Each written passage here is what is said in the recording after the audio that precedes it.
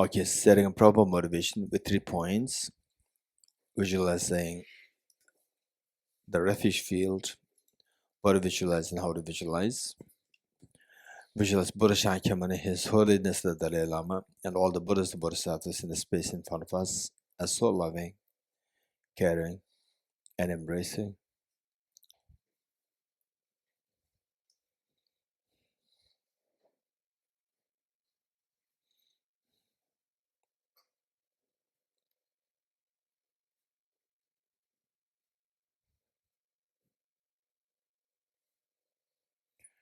And with this practice, eventually, even this visualizing the refuge field, you feel goosebumps come on the body. You feel very profound peace in the mind. Um, this is the success of your Dharma practice. Of course, it will not happen instantly. Over time, it'll happen, and that too through broader the learning, reflection, meditation, more these experiences. Even on the beginning level, we see the difference there. Next, Bodhicitta field, visualize your two kind parents and all of family members, including children. And here, you are like the mother, and all others are like children, including all the animals, human beings, insects, hungry ghosts, hell beings, god and goddesses, spirits, Gandharvas, leaving them aside. And the purpose of our practice here is to awaken the Buddha energy within us, the seed of perfection, the gold within us. When mixed with the mud, though the gold is there, we don't see it, not because of its absence, because of that being obscured by the defilements.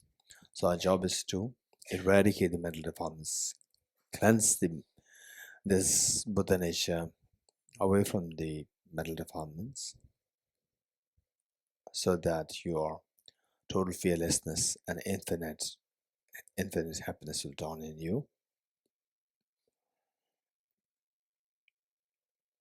So for this matter, we need to know what remedies apply. For this, we need to know the nature of the mental defilements. And the defilements is of two kinds, gross and subtle. The gross one referred to as the afflictive obscurations, the presence of which blocks us from attaining total fearlessness, technically referred to as nirvana. And the subtle one blocks us from attaining infinite happiness, technically referred to as Buddhahood. And this gross one is constituted of contaminant karmas and afflictions, and the root of which is self-grasping ignorance. And yet the self-grasping ignorance, in order to give rise to its offshoots, in the form of very disturbing gross afflictions, it must be complemented by self-centered attitude. And the subtle mental defilements, consisting of the smell of the garlic like, subtle smell of the garlic like mental defilements, or the inactive seeds of the afflictive obscurations that constitute the cognitive obscurations. So the remedy lies only in the wisdom of emptiness. And yet, this wisdom must be driven by very powerful remedy, the powerful motivation, which is none other than the Bodhicitta. And this Bodhicitta, the unconditional love, altruistic intention to become Buddha for the benefit of all human sentient beings, is possible only if it is triggered by very powerful compassion, universal compassion, unconditional compassion. And to what extent compassion, or to what extent the intensity of the compassion grows in you, is determined by what extent you have the experience of the suffering and undesirability of the suffering on yourself. So that constitutes renunciation. So in all, we see that the need for us to focus on the wisdom of emptiness, bodhicitta, grounded on compassion, and renunciation, all three supported by a very stable, extremely stable meditative concentration known as a single point of meditation. So with this desire to benefit all the beings by first of all perfecting yourself, we turn to page 3. And imagine that all sentient beings are joining you, you are inspiring everybody to be with you, and all Buddhist Bodhisattvas that are watching us. Page 3. Page 3 of the book, The Blaze. And through his regular compassion, you taught the Immaculate Dharma to dispel all perverted views. To you, the Buddha Gautama, I bear homage. And through his regular compassion, you taught the Immaculate Dharma to dispel all perverted views. To you, the Buddha Gautama, I bear homage. And through his regular compassion, you taught the Immaculate Dharma to dispel all perverted views. To you, the Buddha Gautama, I pay homage. I go for refuge and am enlightened to the Buddha, the Dharma, the Sangha. By my accumulations through practice of giving and so forth, may I become a Buddha to benefit all sentient beings. I go for refuge and am enlightened to the Buddha, the Dharma, the Sangha. By my accumulations through practice of giving and so forth, may I become a Buddha to benefit all sentient beings. I go for refuge and am enlightened to the Buddha, the Dharma, the Sangha. By my accumulations through practice of giving and so forth, may I become a Buddha to benefit all sentient beings. Sanje jodo zoge chonom lo chancho bando dane yapsu che dage jinso yebe sonam ge dola benjere sanje dubare jo sanje jodo zoge chonom lo chancho bando dane yapsu che dage jinso yebe sonam ge Dola benjere sanje dubare jo sanje joda zoge jonam loy chanjo bardo dane japso dage jinso yebe sonam ye dola benjere sanje dubare sho. Independent origination, there is no ceasing nor rising, no annihilation, no permanence, no coming, no going, no separateness, no sameness. I prostrate to the consummate Buddha, the supreme of all teachers, the one who taught this peace which is the freedom of liberations. I prostrate to the mothers of the hearers, the Bodhisattvas and the Buddhas, who through the knowledge of all leads hearers to pacific complete peace, which through the knowledge of paths, causes or serving migrate to achieve the aims of the world, and through the possession of which they help subjects to expand variety of teachings. The one who has transformed into the reliable guide, motivated by altruism to benefit sentient beings. The teachers who guard and protected to your administrations. The one who has eliminated the web of conceptualizations and has endowed with the divine bodies of the vast and the profound, who turn the chance for the forever noble light rays to you, the Buddha, and make prestation. Inspired by wisdom and compassion, today in the Buddha's presence, I chant the about of full awakening for the benefit of all sentient beings. Okay, as we recite this mantra, this should be seen as a mirror for us rather than a mantra creating the magic in us. Instead of that, the real magic is that we be able to use this in the form of mirror within us, what the good things that we should be doing, what are the bad things to be discarded, and then what is expected, what you hope to attain can be attained. So it's only through using this. And then the real magic is something which actually makes the desirable things happen to you. It is the sensible people will see these. The mirror, they're the real magic. We use mirror every day. Just imagine if there's no mirror in your house at all, how suffocating you'll feel, that you feel so uncomfortable going out. So although nothing's wrong with you, but mentally you are not set. You want to make sure that everything's right. So likewise, this is the real mirror. So with this in mind, by being aware of the meaning of this mantra, then we recite this and then see this how we is a cumulative effect that our mind the progresses through having the mirror, and then you're putting effort, being consistent, and then they creating the conditions factors, and where you get lost, make sure that you get the proper guidance, not a misguided information. So these are things that we need to be considerate of, so that we keep growing. And then of course, those of us who may not be as compassionate as some of them, and then just keep growing like this. But the compassionate people, you have a special responsibility in ways that if you know how to make things happen on a large scale through using your intelligence, then the many of the unnecessary problems you can stop. Whereas at the moment, many of us, we just see a problem there, then we try to fix it, and again go somewhere else, try to fix it, and we cannot really have a proper, say, the planning whereby unnecessary problems all stop. For example, say with the Tibetans, His Holiness the Dalai Lama, it is because of him that the whole Tibetan people, almost like, if not 100%, 99.9% of the Tibetan people, their thoughts were being changed by him. That not harboring any animosity, anger towards Chinese. And of course, His Holiness is extremely practical, that the naughty people are there, we have to tell them that you're naughty. Don't behave like this. You're creating a problem with the world. For example, what Xi Jinping is doing there. So it's so naughty. So these we have to tell him that we should not we should not surrender to the wrong people. But it doesn't mean that you should harbor anger. This is what His Holiness always discussed. Because of this, that 6 million Tibetans, they were being protected by His Holiness. Had it been the case that His Holiness was not there, for sure Tibetans, like any other nations, would resort to terrorism, say the violence. Then of course, the CCP Chinese will be destroyed, and almost 6 million Tibetans will all be wiped out easily. So that is protected because of His Holiness's the compassion and planning. So the kind people, and of course everybody should become kind eventually, including myself. We all should become kind. But already those who are already kind, let us not be complacent with, okay, I'm helping this, I'm helping this, I'm helping this.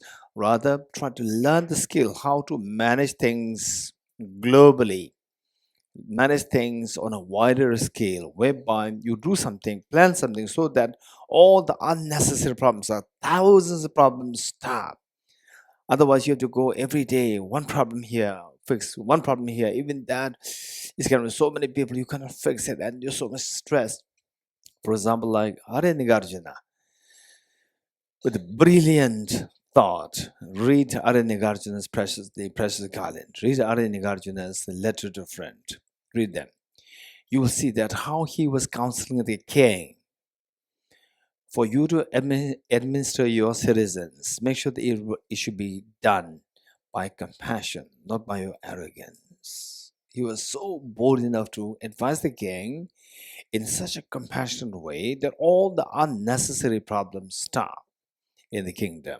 So this is what we need to think of, particularly, for example, the environmentalists or the animal activists and so forth, and some people who work solely for the poor people, underprivileged people. So these, we need to learn these skills. Of course, on the spot, do what you can. Meanwhile, think of long term, how to leave effect, impact on a large scale. So these are the skills that we need. So what we're doing on a daily basis, this will help us, and then think of more extensive studies. One time there was the Pro-Vice Chancellor of Delhi University, and he was extremely a great admirer of His Holiness the Dalai Lama. Of course, Indian, extremely high-level education, very senior professor, and he became Pro-Vice Chancellor of Delhi University. And before he became Pro-Vice Chancellor, he would take every opportunity to attend the teachings of His Holiness the Dalai Lama. So once His Holiness was in Delhi giving public teachings, and then I extended the invitation to him. Then he said, I'm so busy. Yes, he keeps him so busy when he was the Pro-Vice Chancellor. Like coming to the office, then he would stay in the office till late p.m., 10 p.m. like this. So busy. I said that your busyness is not a proof that you're doing something for the community. I told him, you're very busy. But effectiveness, you do one thing and one thing happens. You do one thing and 100 things happen. That skill you have to learn. And this you can learn from the very light people like His Holiness the Dalai Lama. His Holiness right here under your nose. Come there, take a little bit of rest and learn from him the skill, how to manage like hundreds of things with one action, not like one effect on one action. This is what I told him. So the point is that these are things that we need to learn, particularly people who feel so intensely for the environment, for the animal, for the underprivileged people, and so forth. Okay, so with this mind, let's recite the mantra. Om ye dharma hetu prabhavam hetum tesham dathagato yavatat tesham jayo nirodha evam vati mahashramanaye svaha. Om ye dharma hetu prabhavam hetum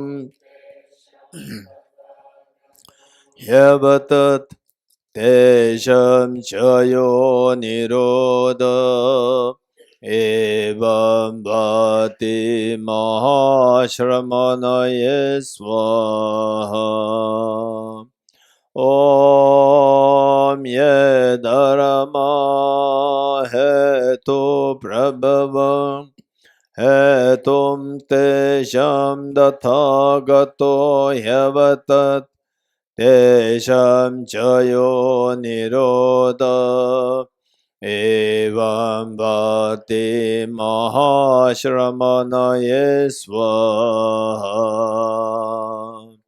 Om ye dharma hetu prabhavam hetum tesham dathagato yavatat tesham chayo nirodha evam vati mahashramanaye svaha. Meaning of the mantra. All phenomena arise from causes. The causes are taught by the Tathagata. The cessation causes as well as taught by the Great Seer. Profound, peaceful, elaboration-free, clear light and non-composite, such as the nectar dharma I've discovered, finding no one who can fathom this teaching in silence or return to words. Beyond utterance, thought, and expression is the perfection of wisdom, which is unborn, unceased, and has the nature of space. Is the object of apprehension of self-realized wisdom. To you, the mother of the Buddhas of the three times of your obeisance. Four seals of the Buddha's teachings. All composite things are impermanent. All contaminated things are nature of suffering. All phenomena are the nature of emptiness and selflessness. Transcending sorrow is peace. The Guru is the Buddha, the Guru is the Dhamma, likewise the Guru is the Sangha. The Guru is the source of everything wholesome. I go for refuge in the Guru. By the sound of the vibrant drum of Dharma, you liberate all beings of miseries. I beseech you to kindly remain and give teachings until the end of the expanse of billions of eons. The Buddha does not watch the negativities of beings, nor does he remove their miseries by his hands. His spiritual realizations do not transfer to them. With folded hands, I beseech the Buddhas of all directions to shine the light of Dharma for all bewildered mysteries glow. If you're attached to this life, you are not a spiritual practitioner. If you're attached to samsara, you have no renunciation. If you are attached to your own self-interest, you have no bodhicitta. If there is grasping, you do not have the view. Page 14. Praise to Shakyamuni Buddha. Here the land where the Prince Siddhartha became enlightened. What are the qualities that he attained after becoming enlightened? Under the Bodhi tree here. And see if we have some of these qualities. If you do have these qualities, just rejoice and see how to nurture them further. And if you see that these are not there, nothing to worry about. Just try to, knowing that, having the confidence that are the seeds of these qualities with myself, I need to germinate these seeds and nurture them further. Okay, with this mind, to the founder, the enthroned transcendent destroyer, the one gone beyond, the four destroyer, completely perfected and fully awakened being, perfect in knowledge and in good conduct, Sugata. No other world, supreme God of human beings to be tamed. Teacher gods and human beings, to you, the complete and fully awakened one, the endowed transcendent destroyer, the glorious conqueror, the subduer from the Shakya clan, I persuade make offerings and go for refuge. When, O supreme amongst humans, you are born on this earth, will you pace our seven strides, then said, I am supreme in this world. To you, the who are wise, then I prostrate. With pure bodies, form supremely pure, wisdom ocean like a golden mountain, fame that blazes in the three worlds, winner of the best, Lord to your prostrate. With a supreme science face like a spotless moon, color like gold to your prostrate. Trustfree like you, the three worlds are not, incompatible wise one to you are prostrate. The Savior having great compassion, the Founder having all understanding, field of merit with qualities like vast ocean, to you the Tathagata prostrate. The purity that is frees from attachment, the virtue that frees from lower realms, the one path, the sublime pure reality, to the Dhamma that pacifies the prostrate, and also show the path to liberation, the holy field qualified with realizations, who are devoted to profound precepts, to you the Sangha I prostrate. Do not commit any non-virtuous actions, perform only perfect virtuous actions. Subdue your mind thoroughly, this is the teaching of the Buddha. A star, a visual aberration, a flame of lamp, an illusion, a drop of dew or a bubble, a dream, a flash of lightning, a cloud, see conditioned things as such. Through this marriage may sentient beings attain the rank of false seeing, subdue the four faults, and be delivered from samsara's ocean, perturbed by the waves of aging, sickness, and death. Page 29, Heart Sutra.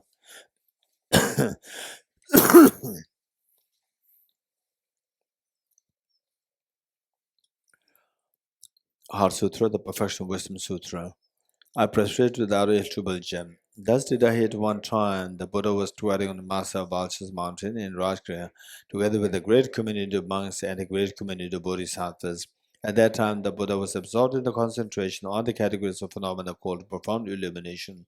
Also, at that time, the Bodhisattva Mahasattva Avalokiteshvara looked upon the very practice of the profound illumination of wisdom and beheld those five aggregates also as empty of inherent nature. Then, through the power of the Buddha, Venerable Shariputra said this to the Bodhisattva Mahasattva Avalokiteshvara: how should any child of the lineage who wishes to practice the activity of the profound professional wisdom train? He said that, and the Bodhisattva Mahasattva Avalokiteshvara said this to Venerable Shariputra: Shariputra, any son of the lineage or daughter of the lineage who wishes to practice the activity of the profound professional wisdom should look upon it like this, correctly and repeatedly beholding those five aggregates also as eminent. Form is empty, emptiness is form. Empty is not other than form, form is also not other than emptiness. In the same way, feeling, discrimination, composite factors, and consciousness is empty. Shariputra, likewise, all phenomena are empty, without characteristic, unproduced, unseen, stainless, not without stain, not deficient, not fulfilled.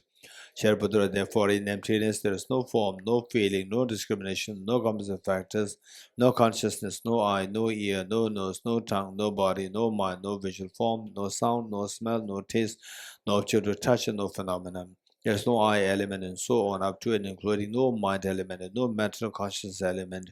There is no ignorance, no extinction of ignorance, and so on up to and including no aging and death and no extinction of aging and death. Similarly, there is no suffering. There is no exalted wisdom, no attainment, also no known attainment.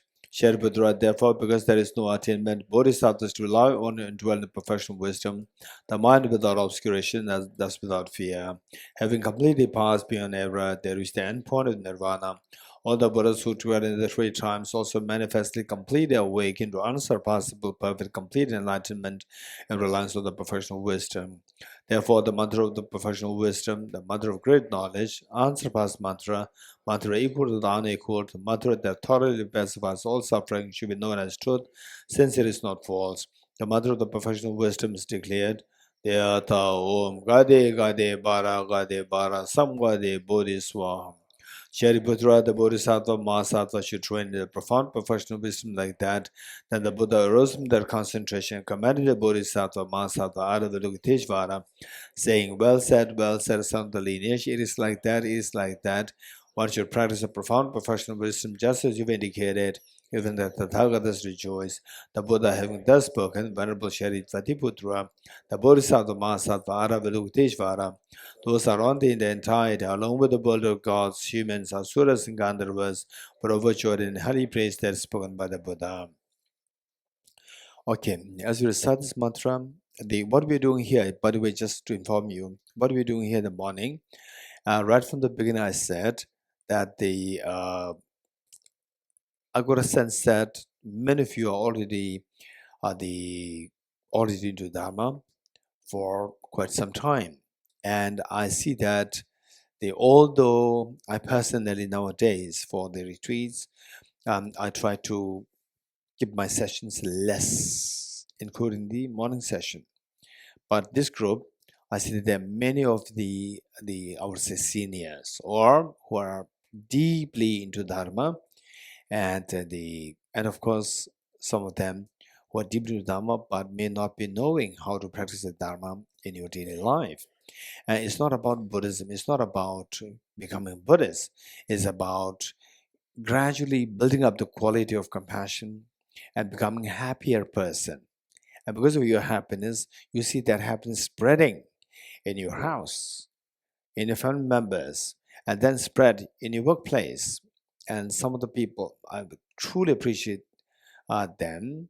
They really spread this compassion and happiness in others. Everybody loves those people who really do these practices very seriously. So many people after such retreats, they come to me and ask as to how should sustain this, what we did the 10 days, 15 days of retreats. So this is why I'm in doing this morning session. It's just for us to learn how to do this. And the morning session that we're doing, if you do it on a daily basis, if you do it on your own, it'll not take much time. Maximum it'll take like what we do, which takes like 2 hours for you on your own, it'll take about 45 minutes. And even that you can condense it in 30 minutes. And that can also be made into like 20 minutes, 15 minutes also. That's possible. So the point is that we need to continue to grow, It is like, say, how much time we spent on a modern education since age 3, 4 till age 20 something. We spend so much of time on this. We invest everything on this: money, resource, time, and your parents' energy, everything dedicated on this. And then, does it guarantee that you become a happier person? Of course, you become more, say, the educated, literary education, but it's meant for your happiness. It's meant for making the community, society a little different. And does it really guarantee that to happen? That is so important. It doesn't mean that, oh, compassion, teaching of the Buddha, and the other one, this nothing. No, this is not at all. This is where we are going the extreme. We need both. Say people who are so compassionate but not know how to tackle the larger scale. So who knows how to tackle the large scale? It's because of the training, because of the say literary education. It's so important. Maths, science, even music, art, social service, and so forth. So, as provided by the modern education, is so important. This will give you like the brain, and then this fine tuning of the brain will be understood by the wisdom of emptiness, the four seals of Buddha's teachings. Then the real spirit fabric of this, the heart of this should be the compassion as taught by the Buddha. So combined together, then we'll see that you can make a difference. Wherever you go, people are so happy with you that you can see the difference. And in fact, I know that many of you, somehow because of your influence, others influence, and then others were taken into the proper direction, proper path. It's so precious. So with this in mind, and just with mind that okay, what we're doing, this is the last day of this retreat, and I'll learn how to do it and see if I can do it on a daily basis by myself, on my own. Okay. Um, So as we recite this Heart Sutra mantra, just imagine that finally I should keep growing. I should keep becoming happier. Keep becoming more intelligent, keep becoming more compassionate. And gade gade para sam gade bodhi swaha. So Buddhist mind that they say that finally how to grow, remove mental defilements, contaminant karmas, just remove the contaminant karmas as much as possible. Afflictions, as much as possible, stay away from the afflictions, even the desires. For example, even the desire for small things like desire for cheesecake, just see if it's required or not required. Not required. Why should it be so weak for the cheesecake? Why should it be so weak? Without cheesecake, as well as something is missing, right? If it is required, okay. Your body requires energy, take it. If it's not, your stomach's full, and then what's now the weakness of the desire. So just see how I can say no to this weakness. Just see, try your best. So this is how we have to grow. We can't expect that with just one retreat and next time you go there, then you see your parents will see you as a divine. No, don't expect that. So this is how, after learning, then how to apply this in real life. You, myself, all. Try best. This is what can be done. So with this mind, final job is to remove our weaknesses. We remove our weaknesses. Gade gade. Go from the place of the greater weakness to the lesser weakness to the still lesser weakness, and eventually become to weakness meaning gullible, vulnerabilities. So get away from vulnerabilities and attain to total freedom. That cheesecake should not affect you. Not getting cheesecake, you feel agitated. You should not happen. Whether you have cheesecake or no effect, your cheesecake or no cheesecake, your mind should be forever free. So this is what we are expecting to be reminded of by this mantra. Every day you recite it and should be a reminder for us. That will help us to keep going. So this is very important. So meanwhile, it says that if you want to go for long distance, you need to go with other people. If you go fast, you go alone. You getting it? Some people who are really competent don't live in the world of illusion. I can go fast in the Dhamma, gade so fast, right? Renunciation in 1 month, Bodhicitta 2 months. Wisdom emptiness, he said, study more, maybe 6 months. Then the shamatha, okay, 4 months. Then 2 months you become already Buddha. After after 2 years, not 2 years, yeah, 2 years, you already become Buddha. Yeah, then 2 years out of strife, right? And then after 2 years, where you end up with nowhere. This is the indication of our impatience. You're getting it? We should be very realistic. It should be a cumulative effect, not just an instant effect. Dharma, the transformation is the transforming our chronic disease of self-centered attitude, self-grasping ignorance. So don't forget this analogy. I said already in the class, don't you know that I'm meditating? You're getting it? You don't forget this. You're getting it? We should not become one like this. I must become very enlightened very soon. So I want to stop the tears. I must meditate. And somebody knocks at the door. Then you feel so upset, uptight. Don't you know that I'm meditating? Right? Look, this is selfishness.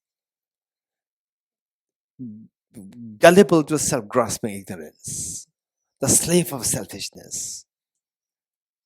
This is what usually with the modern education, this is a side effect. So quick, looking for a short, very quick solution. This is our weakness. Our disease is not a short-term disease. It's a chronic disease. It requires a long-term planning, patience. Okay. Teta Om Gate Gate Paragate Parasamgate Bodhisvatyatam Om Gate Gate Paragate Parasamgate Bodhisvatyatam Om Gate Gate Paragate Parasam Gate Bodhisvatyata Om Gate Gate Paragate Parasam Gate Bodhisvatyata Om Gate Gate Paragate Parasam Gate Bodhisvatyata Om Gate Gate Paragate Parasam Gate Bodhisvaha.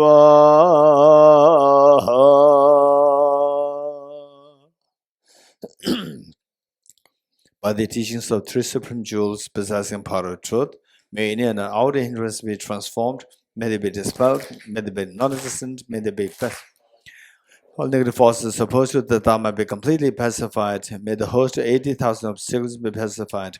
May we be separated from problems and conditions harmful to the Dharma. May all enjoyments be in accord with the Dharma. May auspicious and perfect happiness pervade this place now.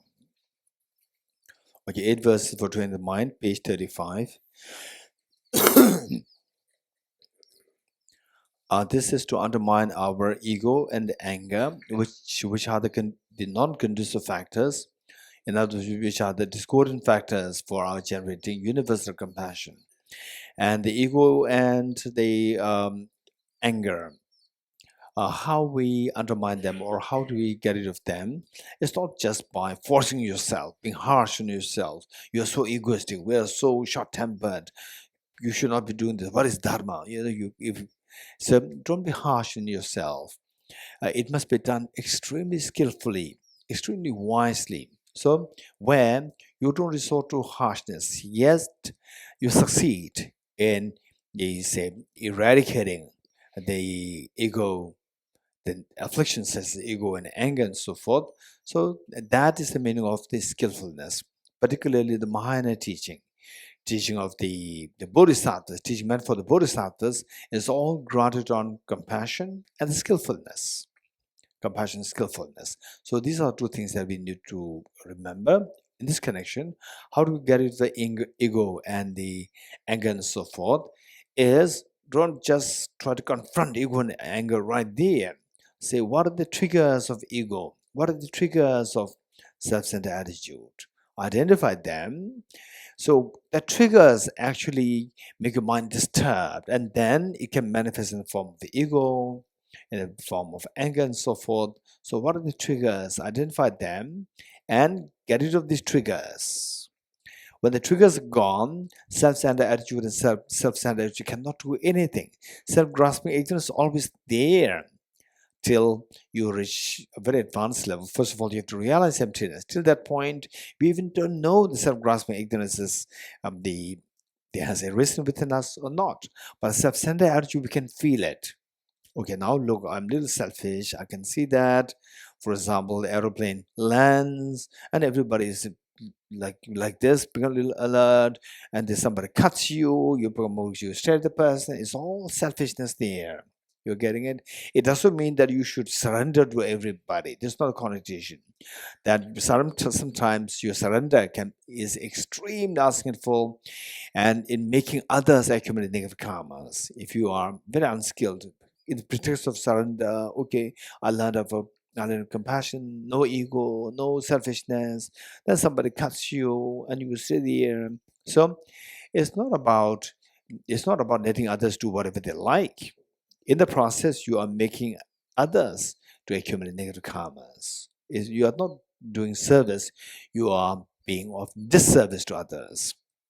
So with this in mind, the point is that you can behave in a normal way, but should be always aware that anger should not be the reason for me to engage in these actions. Anger must be controlled. other actions just continue. Manage things very skillfully, tackle people nicely, and then other people cannot take advantage of you. Meanwhile, anger should not be reason. You should not leave anger. You should not let the anger to drive you into these actions. Okay. So, how to stop the anger, ego, identify the causes. So, Bodhisattva Geshe Langre Thangpa, he identifies these the triggers, what can potentially give rise to anger and ego, and then you remove these triggers, anger and ego are gone. And then anger, ego, they're like the tendencies. When you build a tendency not to have these anger and ego, the anger and ego automatically diminish. Okay. With the determination to achieve the highest aim for the benefit of all sentient beings, which surpasses even the wish-fulfilling gem, may I hold them dear at all times. Whenever I interact with someone, may I view myself as the lowest amongst all, and from the very depths of my heart, respectfully hold others as superior. In all my lives, in all my deeds, may I probe in my mind, and as soon as mental and emotional afflictions arise, as they endanger myself and others, may I strongly confront them and avert them. Uh, May I hold them dear, for at their rate refined, as if I've discovered a jewel treasure. When others out of jealousy treat me wrong with abuse, slander, and scorn, may I take upon myself the defeat and offer to others the victory. When someone whom I've held or in whom I've placed great hopes mistreats me in extremely hurtful ways, may I regard them still as my precious teacher. In brief, may I offer benefit and joy to all my mothers, both directly and indirectly. May I quietly take upon myself all hurts and pains to my mothers. May all these remain undefiled by the sins of the eight mundane concerns, and may recognizing all things as illusions, devoid of clinging, be released from bondage. From my two collections, vast as space that have amassed, from working with effort at this practice for a great length of time, may I become the chief leading Buddha for all those whose minds, wisdom, eyes, blinded with ignorance. 7 in practice. I bow down to the unyouthful Arya Manjushri. You, the Buddhas, the lions amongst humans, God of freedom, the present, past, and future. In the world's of 10 directions, to all of you with body, speech, and sincere mind, I bow down. With a sense of deep respect, and with as many bodies as atoms in the world, to all you Buddhas visualize is real, I bow down. On every particles of Buddha's numberless atoms, each amidst the host of bodhisattvas, and I'm confident the sphere of all phenomena is entirely filled with Buddhas in this way. With infinite oceans of praise for you, and shows no sound from aspects of my voice, I sing the breathtaking excellence of Buddhas and celebrate all of you Sugatas. Beautiful flowers and regal garlands, sweet music, scented oils and parasols, sparkling lights and sublime incense, I offer to you victorious ones of Buddhas. Fine dress and fragrant perfume, sandalwood powder heaped high with small mirror, and all wondrous offerings and spectacular array offered to victorious ones. With transcendental offerings, peerless and vast, with profound admiration for all the Buddhas, with strength of conviction in the Bodhisattva way, offer and bow down to all victorious ones. Every harmful action I've done with my body, speech, and mind, overwhelmed by attachment, anger, and confusion, all this I openly lay bare before you. I lift my heart and rejoice in all the merit of the Buddhas and Bodhisattvas in 10 directions, of solitary realizers here still training and those beyond, and of all ordinary beings. You who are the bright lights of worlds in 10 directions, who have attained the Buddha's omniscience through the stages of awakening, all you who are my guides, please turn the supreme will of Dharma. With palms together, I earnestly request you who may actualize parinirvana, please stay with us for eons, numberless as atoms in the world, for the happiness and well-being of our wanderers in samsara. Whatever slight merit I may have accumulated by making prostration, offering, and confessing, rejoicing and requesting that the Buddha stay and teach, I now dedicate all this for the full awakening of all beings. Mental offering.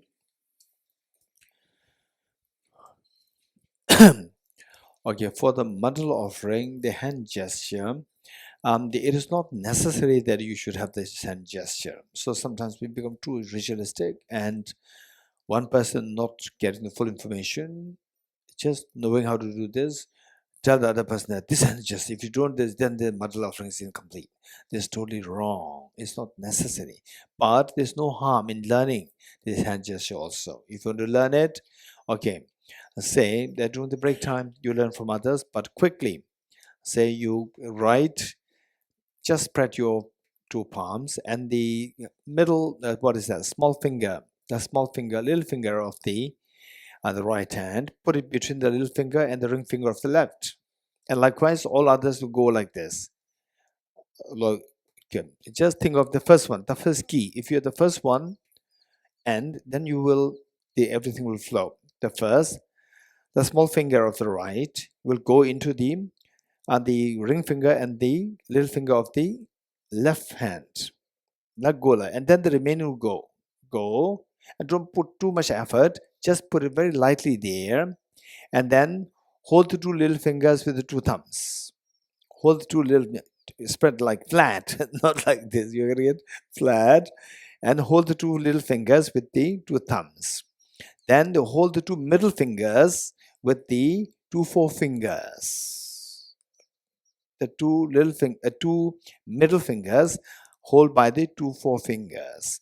Then the two ring fingers, try to put them back to back, and make them stand. Make them stand. Okay, this is your hand gesture. It's not difficult. Okay, so if you have it, what is the symbolic of it? It's purely symbolic. Even without this is fine. You don't have this, but it's purely symbolic. The central one, this is the Mount Meru, the mountain, which is what is believed as the cosmology according to the classical Indian tradition, like Buddhism, various other Hindu sects, Jainism, and then the four sides, the things, they symbolize the four main continents. And in a way, you're offering the whole universe. And it's not necessary to believe that there should be Mount Meru. Not necessary. His Holiness is extremely scientific. He says that, what is Mount Meru? We don't really see it. Scientifically, it's proven that it's non-existent, right? But they say, if you don't, I don't believe in this, to be very honest, but I do this. You're getting it? So the point is, you're offering this symbolic for offering the whole universe to the world, universe to the Buddhas, Bodhisattvas. This symbolism. And even without this, you can do this. And some people think that because that I put this mala around this, and may think that again this is something a very important part, without which then mandala offering is incomplete. Again, this is also not correct. In other words, so mentally, whatever good things that you can think of, you offer them to all Buddhas, Bodhisattvas. As simple as that. Okay, ready? This ground, adorned with perfume, strewn with flowers, adorned with Mount Meru, the four continents, the sun and the moon. I imagine this as a Buddha filled and over it. May all sentient beings enjoy the pure land. O Sajibage Joshe Mendo Tam Rerable Shenyende Gambade Sanje Shendo Mete Buvaye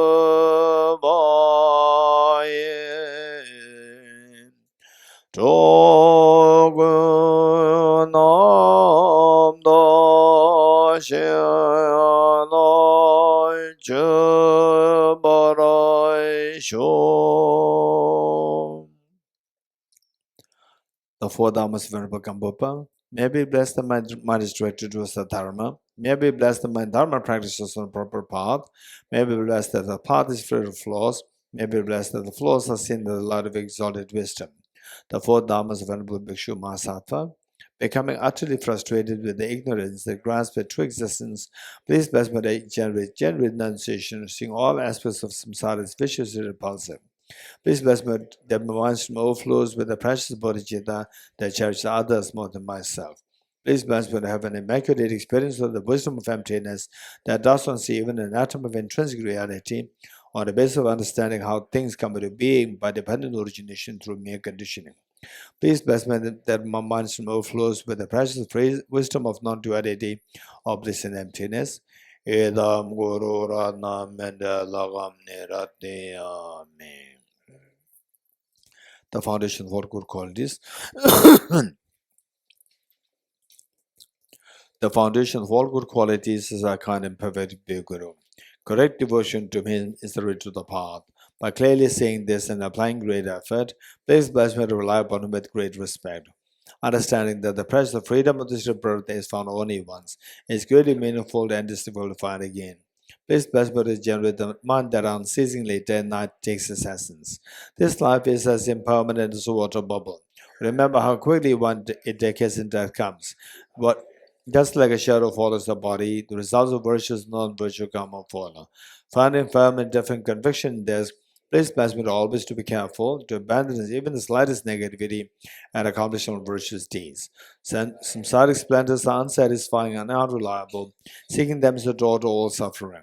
Recognizing these shortcomings, please bless me to generate a strong wish for the bliss of liberation. Led by the spirit of thought, mindfulness, alertness, and great question arise.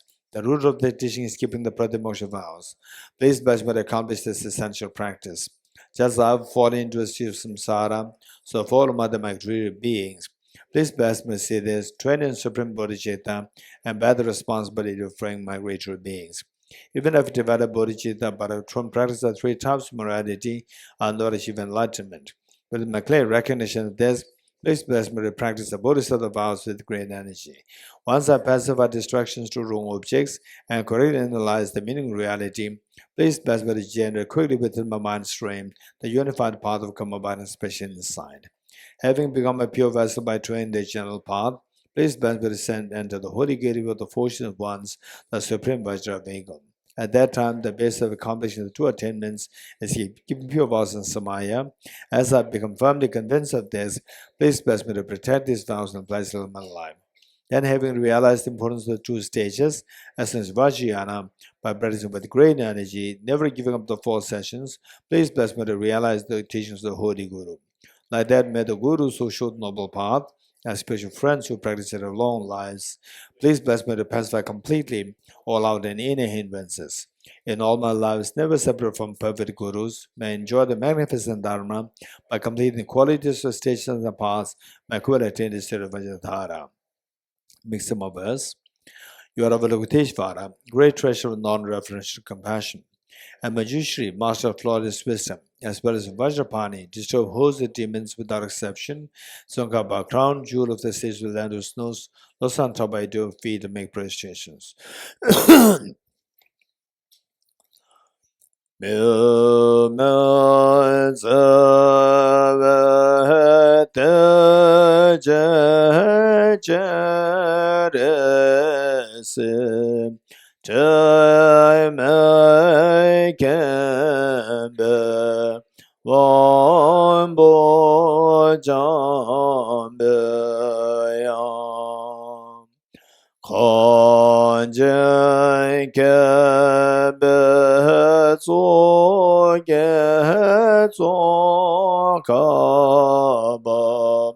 Lo san tabe shabla sovane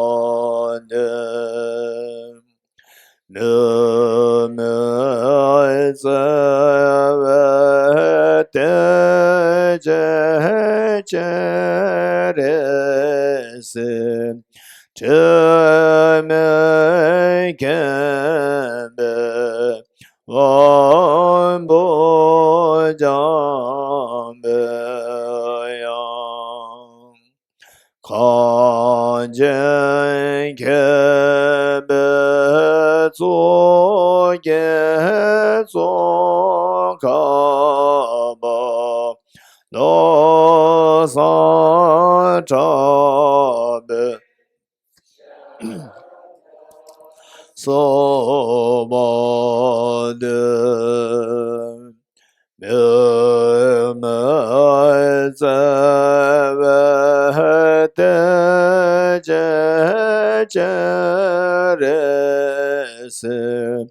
Jamekembe Wambo Jambe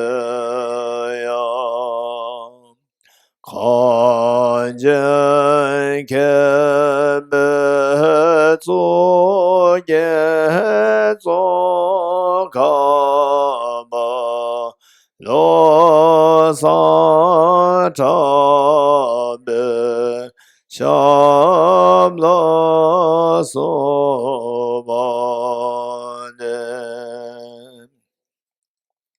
You are Avalokiteshvara, great treasure of non-referential compassion, and Manjushri, master of flawless wisdom, as well as Vajrapani, destroyer of hosts of demons without exception, Sankaba, crown jewel of the sage of the land of snows, lost on top of your feet and make prostrations.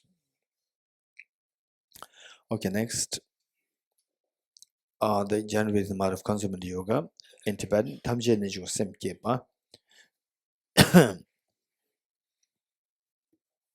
For these four practices, one is the single point meditation, renunciation, bodhicitta, wisdom and emptiness, and then taking the aspiration bodhisattva vow.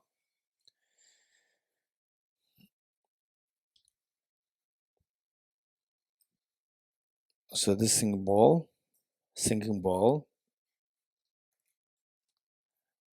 this is amazingly beautiful sound. This girl, your name? Inessa brought it, and the last one was also good. This is amazing. Okay, sound, I just checked it, is amazing. Thank you. Okay.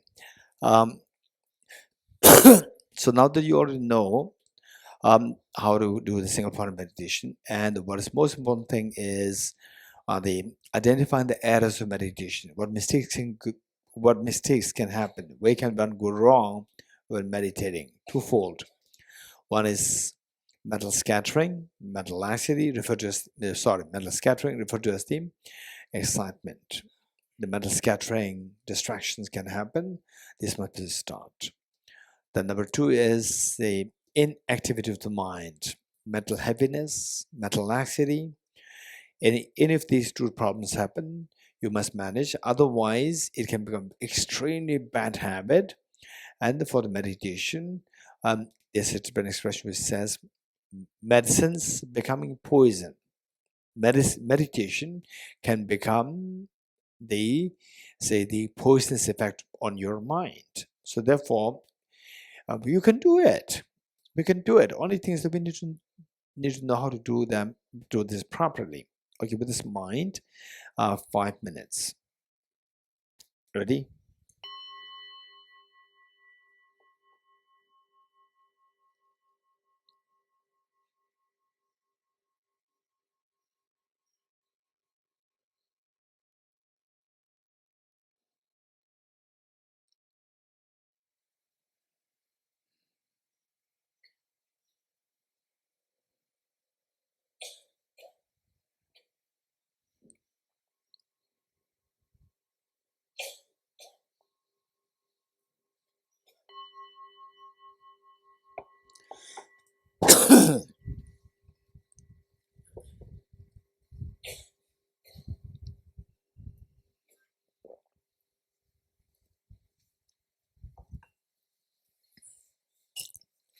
Okay, thank you. Next, renunciation on the basis of the four seals. And of once in a while, I meet with people who I see that there's a tendency for the person to end up into extremely shocking experience, breakdown experience, when the person can go through difficulties like loss of near and dear ones and so forth.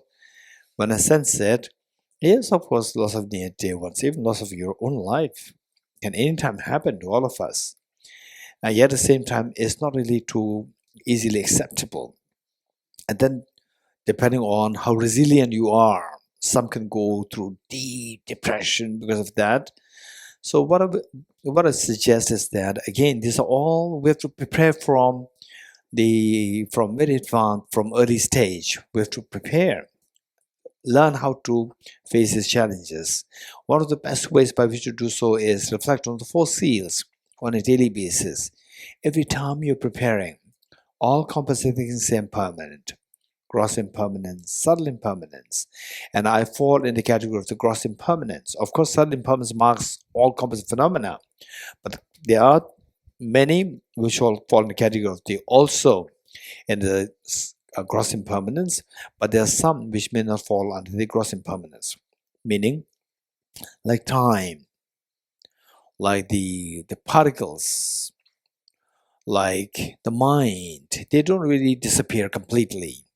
They don't terminate their continuum.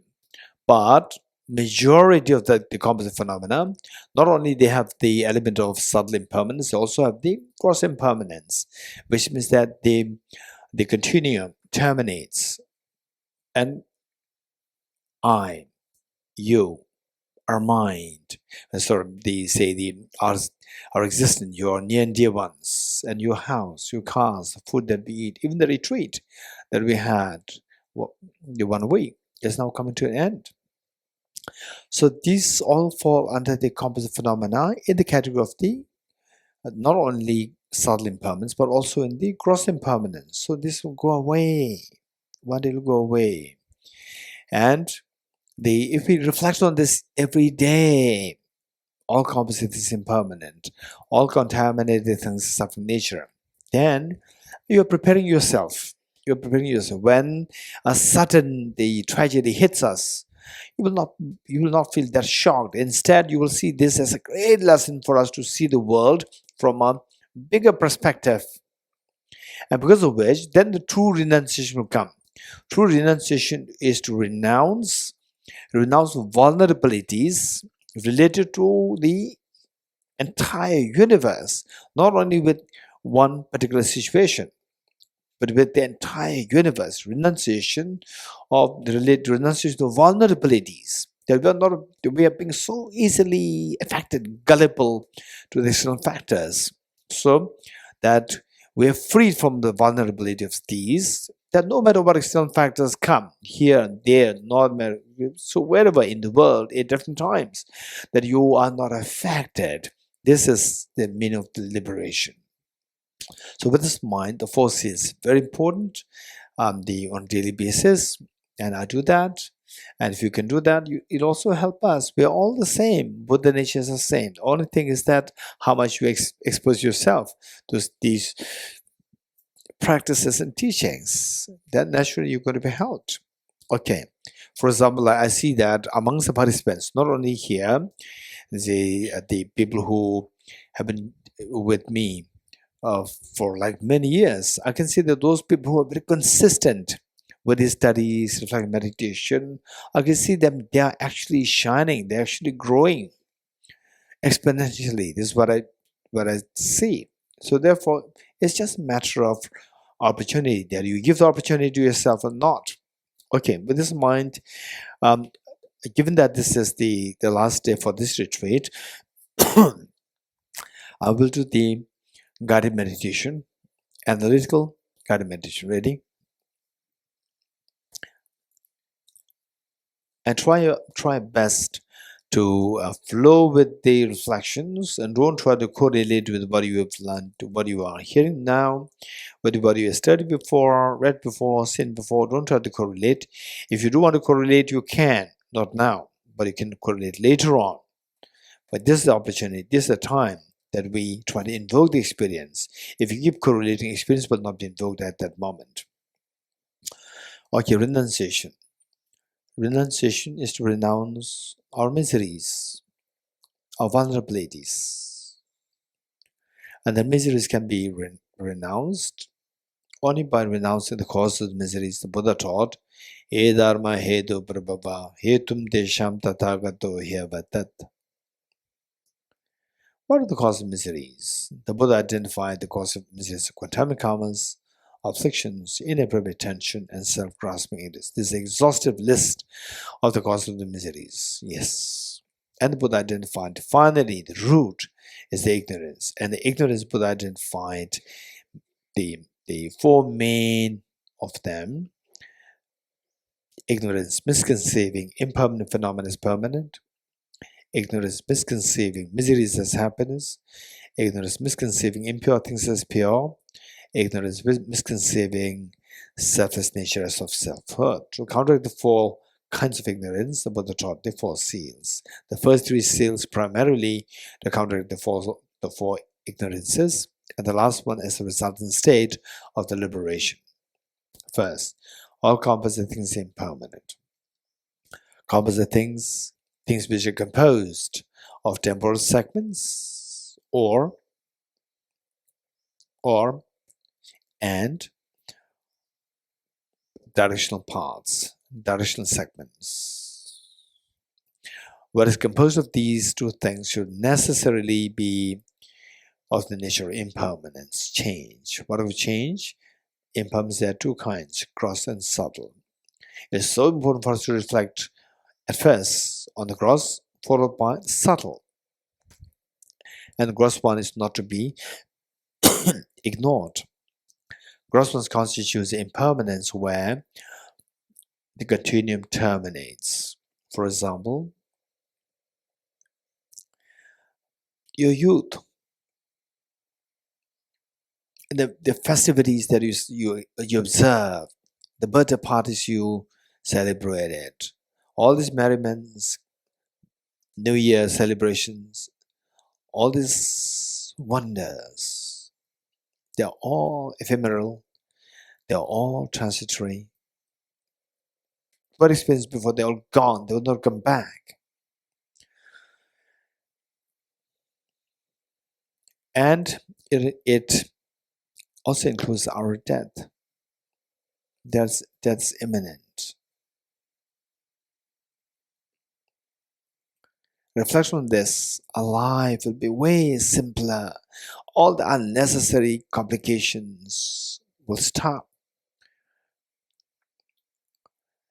The Buddha taught, okay, if you don't still can you conceive of what the Buddha taught, just think of 200 years ago, this world was inhabited by very different generation people, and none of these people are alive today. And these people constitute the young boys and girls as your age, older than you, younger than you. Today, where are they? Not even a single one is present today. 200 years ago, a newborn child. Today, where is she? Where is he? Nobody was seen or gone. This is what the Buddha taught as what is gathered disperses. What is accumulated ends in exhaustion. And what is born ends in death. This is impermanent. This reality is not about being self-denial. Wise people will see the reality as it is and then prepare accordingly. So this change that you see on the continuum level, where the continuum terminates, this change is possible only if this change is happening on a subtle level. The change that you see over the span of 80 years is possible, where this change is happening on the yearly basis, weekly basis, daily basis, hourly basis, minute by minute basis, second by second basis. Now, on the second by second basis, yes, this reality, our body is changing. The food that you eat, the house that you live in, the car that you use, your friends, your near and dear ones, your parents, your children, everyone, all composite phenomena, they are momentarily changing as fast as on the level of the millisecond, which means that you look at you press the timer, you press the stopwatch, see how the digits move so fast. This is how our body is moving. Give yourself a little time to contemplate on these. We don't get time to contemplate on these. Why not? This is so meaningful, so purposeful, so beneficial. Why not we give you a little time? Take a time, take a few seconds to press a button of the timer, of the millisecond, of the stopwatch on your mobile and see how the digits move so fast. This is the meaning of all composite things impermanent. If it moves so fast, then the second moment is determined. What determines what the second moment is going to be like? What determines that? The first moment determines that. So, what the next moment is going to be like is determined by the previous moment. And if the previous moment is contaminated, no doubt, the next moment is going to be miseries. This is what the Buddha taught us. All contaminated things are suffering nature. Contamination, particularly the contamination referring to the afflictions, and the worst of which is self-grasping ignorance. Where we are under the dictate of self-grasping ignorance, contemplative self-centered attitude, will never have the experience of happiness, but we have to go through one of the three forms of miseries: suffering, change, and the pervasive condition suffering. One moment of such as suffering is good enough, depending on what level of your maturation. If you're not so mature, then the suffering gives so much of pain. If you mature to some extent, then you see the suffering is one thing, but the worst is the suffering change. And if you're extremely mature, the worst, you will see that the worst of all the sufferings is the pervasive condition suffering. So, whichever of the three, we see that the extremely obnoxious and extremely vicious to create pain on us. One moment of such a pain is good enough to nullify all the past moments of the merriments, festivities, birthday parties, and family gatherings and so forth. This is all so shallow and so trivial and so instantaneous, so momentary. This is the meaning of all contaminated instances of nature. Yes, I can see that. This is reality. My life experience, the last 20 years, 30 years, 40 years, 50 years, 60 years, 70 years, I can see that this is true. What the Buddha taught is so true and efficacious. It's a way out to stop the tears, endless tears. When will this stop? 2022 stopped on its own. And when will these tears of samsara stop? No way. They will not stop on their own. There's a third category of impermanence also. Impermanence, whose continuum will never stop until you put an effort in this direction. You put a concerted effort. What kind of effort? Effort which is directly in opposition with respect with the mental defilements, particularly self-grasping. What is that like? That is wisdom. Self-grasping is ignorance, and the counterforce is wisdom. So what is the wisdom? Wisdom is a discerning mind whose apprehension of the object tallies with reality. What's the reality? This is what the Buddha indicated as the third seal. Everything is in nature, emptiness, selflessness. Okay, let us quickly meditate on emptiness. Since that we already introduced emptiness, we'll meditate on this.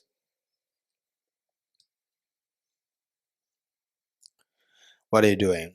I'm meditating. What is your body doing? My body is in meditative posture. And let's today meditate on the emptiness of yourself. Because in all our problems we face, we see that there are two factors involved, external and internal.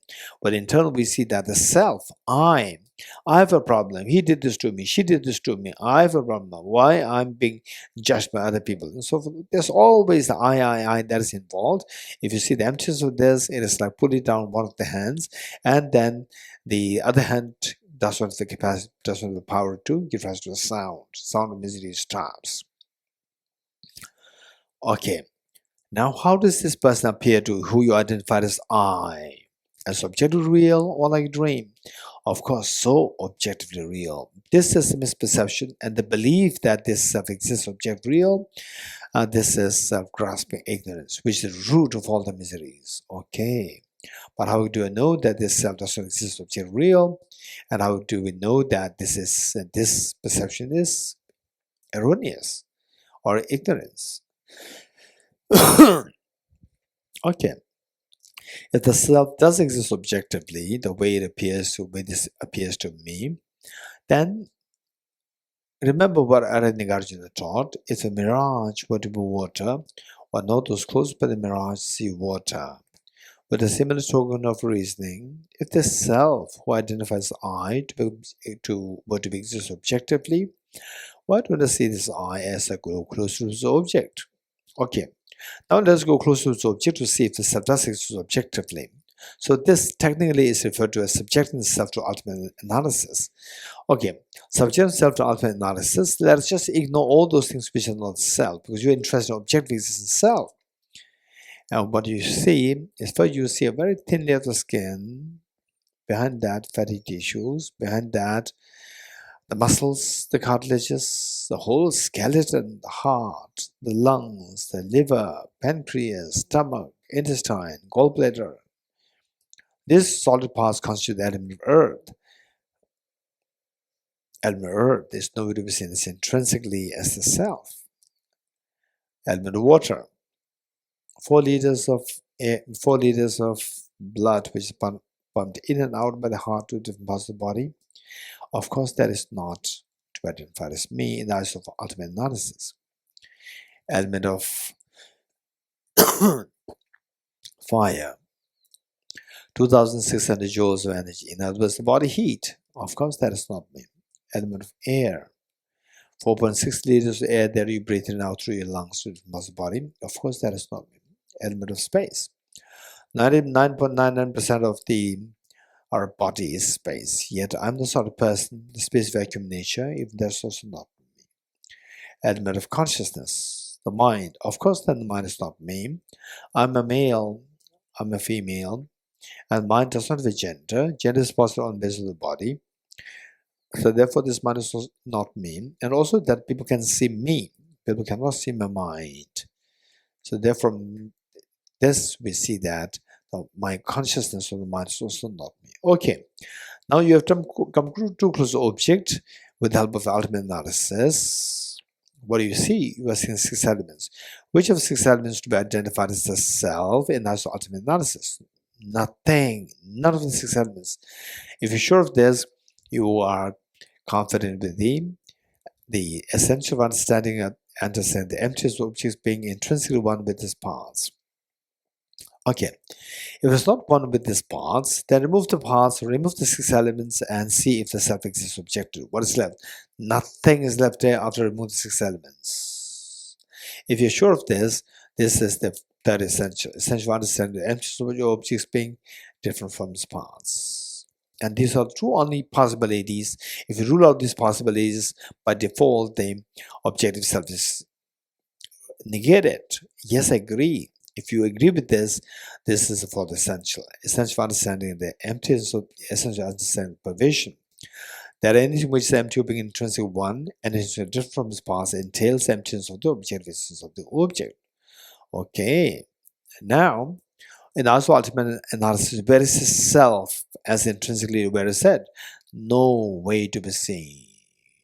A tinge of a goosebumps can come to you, a fear can come to you, a tingling sensation can be, in some cases, extremely profound peace can come to you. If any of these signs happen, you are very fortunate. If not, don't worry. Our job is to continue the journey of this study, reflection, meditation on emptiness, and eventually you are going to experience that.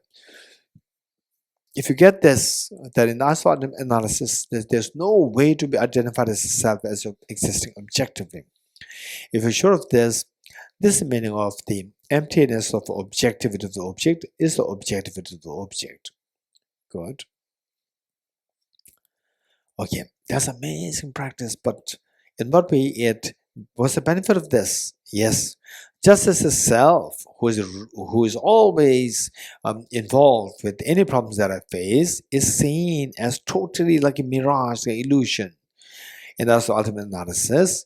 Likewise, if you subject any phenomena, including the sorrows, miseries, mental disturbance into this analysis, they will likewise disappear, and you will see that all the agitation stop. Agitation stop, the peace is dawned in you. This is known as transcending sorrow is absolute peace. Wow, that's amazing. It's so meaningful, so purposeful. What I've been doing in the last all these many years, 20 years, 30 years, 40 years, 50 years, 60 years, what have I been doing? I never thought about these beautiful, amazingly powerful, meaningful, the reflections. What I've been doing, how much time I wasted. Don't worry. You found it. Now, don't let it go away from your hands. Yes, for sure. Just generate this wish, aspiration. May I be able to confidently, with great confidence, be able to abide in the experience of emptiness where all my sorrows transcend. If this comes to your mind very clearly, this is the ultimate meaning of renunciation. Stay in this experience for a while.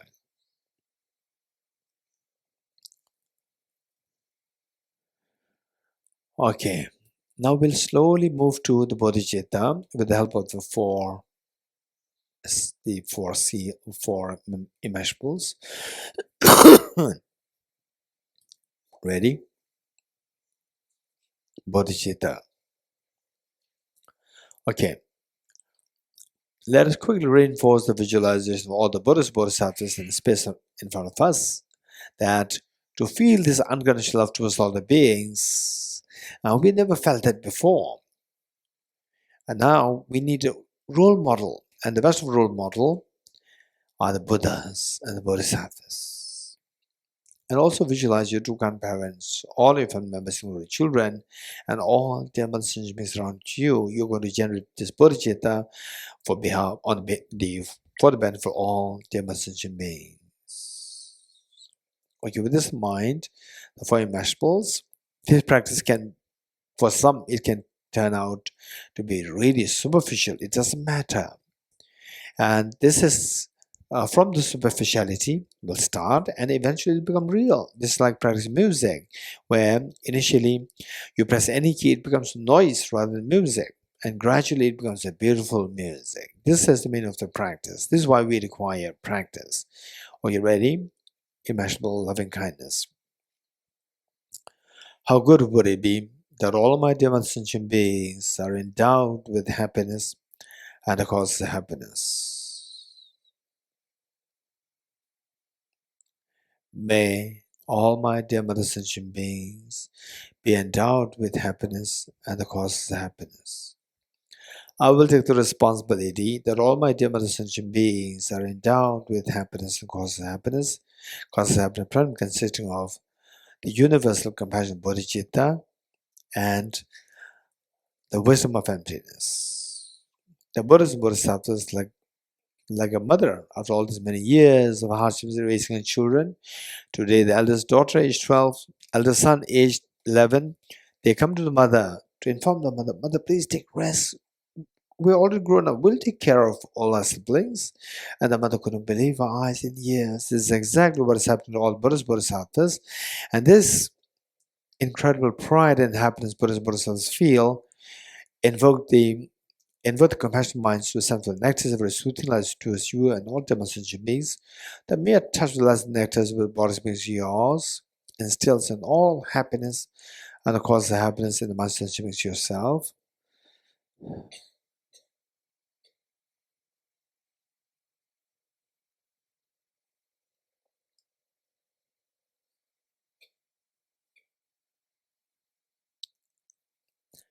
And you witness such a miracle is happening towards all the demonstration beings. You're intensely happy.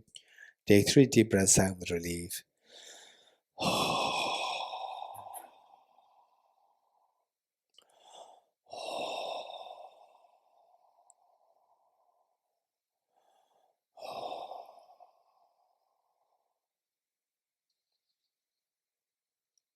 Next, immeasurable compassion. How good would it be that all my demonstration beings are freed from suffering and the cause of suffering? Cause of suffering primarily consists of self-grasping, ignorance, and self-centered attitude. May all my dear sentient beings be freed from suffering and the cause of suffering. I'll take the responsibility that all my dear sentient beings are freed from suffering and the cause of suffering. The Buddhist Bodhisattvas make you the realizing that you make such a courageous commitment, the intense happiness proud of you. This pride and happiness invoke the compassion of omniscient minds to send forth nectars of very soothing lights towards you and all demonstration beings. The mere touch of lights and nectars with the boss beings yours washes up all the miseries and the cause of miseries from all the demonstration beings. And you're witnessing such a medical reception towards all of the demonstration beings. You're intense happy. Take 3 deep breaths.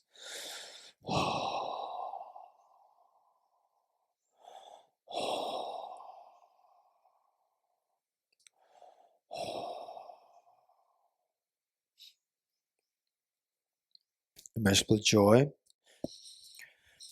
Immeasurable joy. How good would it be that all my demonstration beings are never separated from happiness and the causes of happiness that they endowed with? May all my demonstration beings never be separated from happiness and the causes of happiness that they endowed with. I will take the responsibility that all my demonstration beings are never separated from happiness and the causes of happiness that they endowed with. The Buddhas and Bodhisattvas witnessing that you make such a courageous commitment, they intensely happy and proud of you.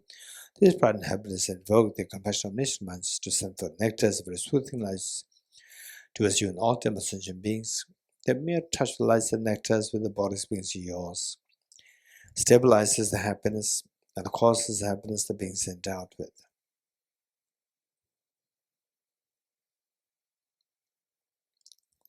And you witnessing such a miracle is happening towards all of demonstration beings. You're intensely happy. Take 3 deep breaths out with relief.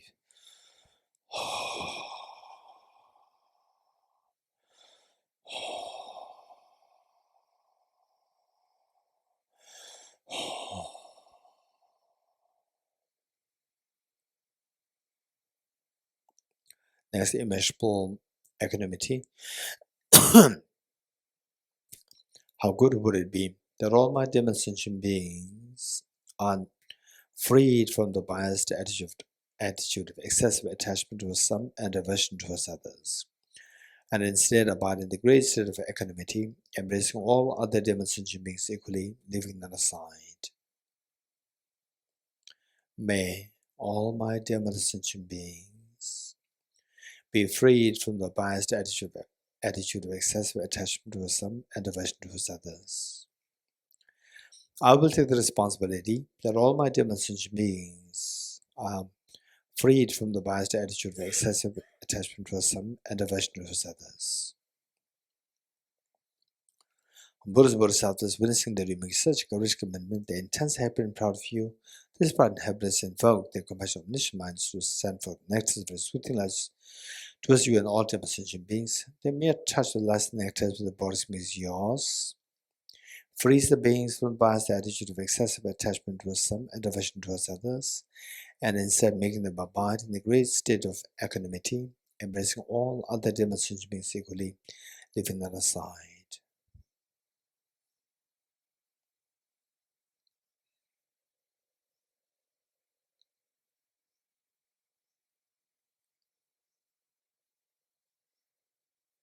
And you witnessing such a miracle step towards all of demonstration beings, you're intensely happy.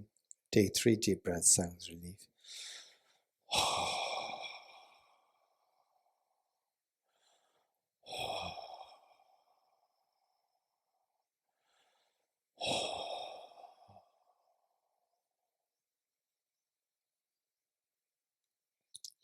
Underscoring all the four immeasurables is unconditional love towards all demonstration beings. Just about in this experience of unconditional love towards all the beings.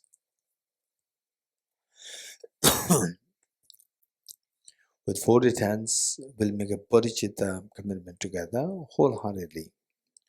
May I become Buddha for the benefit of all my dear mother sentient beings.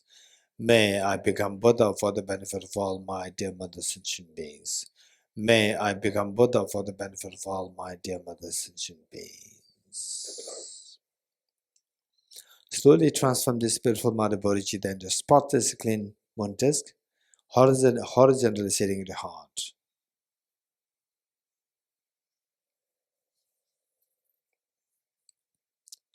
It's amazing that you made such a courageous commitment to become Buddha for the benefit of all demonstration beings. But no matter how much you squeeze a handful of sand, no oil comes out. How do you know that you can become a Buddha? Yes, I have the potential for the Buddhahood. I'm not like a handful of sand, I'm like a handful of sunflower seeds.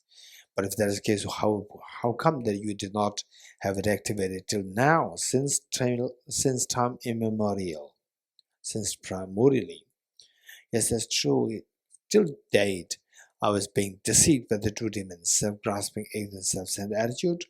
To them, disillusioned by these two, I'll do everything to exterminate the two demons. What are we going to do? To introduce a very powerful remedy. What is that remedy? The wisdom of emptiness. Let's quickly review the experience of the meditation emptiness, which we did as third seal. What are you doing? I'm meditating. How does the self appear to you? Like a dream? Or objectively there, so solidified there? Yes, so objectified there. This belief is self-grasping ignorance. That is the root of all the problems. Okay, how do you know that it does not exist that way? Remember what Aranigajin taught. If the mirage should devour to water, why not those close by the mirage see water? Likewise, if the self-body exists objectively, why don't I see this object self as I go closer to the object? Okay, now let us go closer to the object by subjecting self to ultimate analysis. We see the solid parts, thin skin, fatty tissues, heart, the lungs, the whole skeleton, and so forth. The solid parts constitute element of earth. Likewise, the element of water, element of fire, element of air, element of space, and element of consciousness. Now tell me, in the ultimate analysis, what is to be identified as intrinsically as one? Which of the six elements is to be intrinsically one with the self? None. If you're sure of this, is the essential of understanding the emptiness of the objects being intrinsically one with its parts. Now see if the self exists objectively as different from the six elements. Remove the six elements. What is it? Nothing is left there. Okay, given that these are the only two possibilities for the self to exist objectively, ruling these two out, you automatically rule out the possibility for the self to exist objectively. Yes. Okay, now in the ultimate subjecting self to ultimate analysis, what do you see now? What is the self? This self is nowhere to be seen. I'm discovering that this self does not really exist objectively. Just the non-affirming negative experience of the emptiness. Stay in this experience for a while.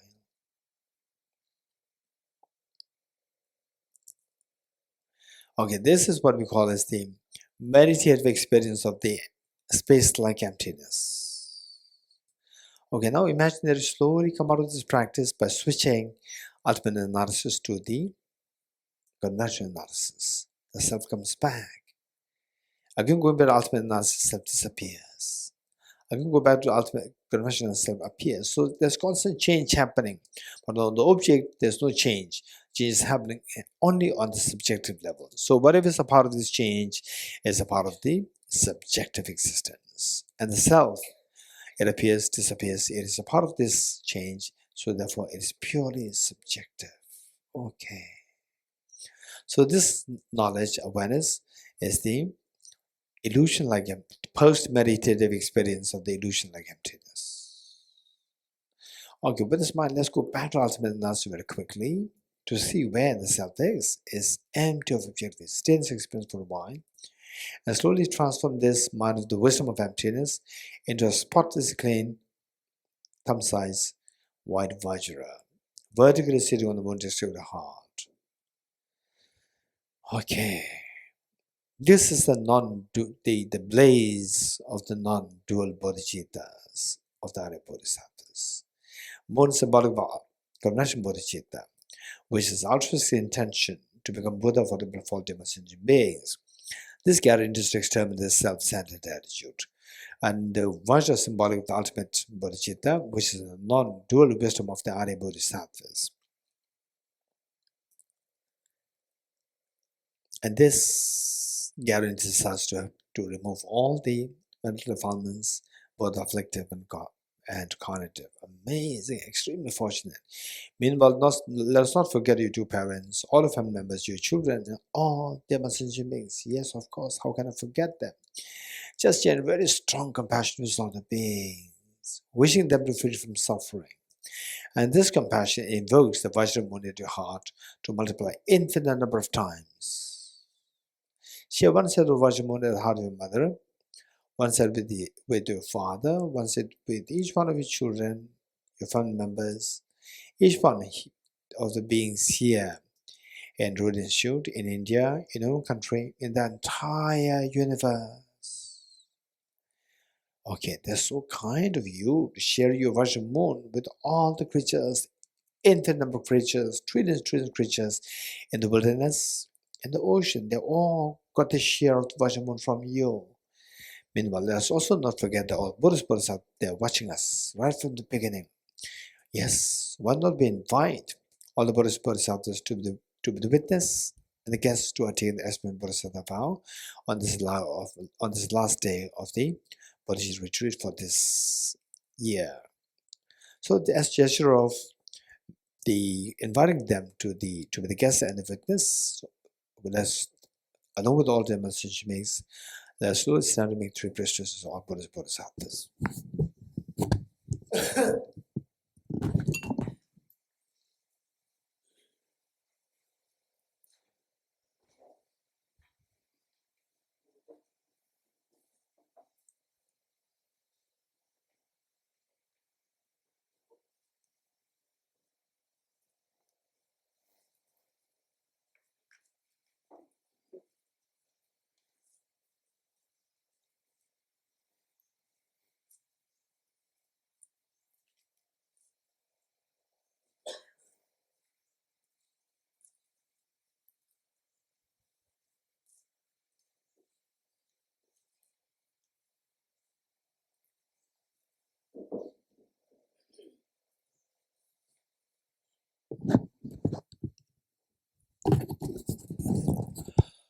Okay, see if you can sit on your right knees. See if you can sit on your right knees. And those of you who have problems on the knees or the back, your backache problem, feel free to sit in the most comfortable position. Okay, let us turn to page 50 of the Blaze of Non-Root Bodhisattvas.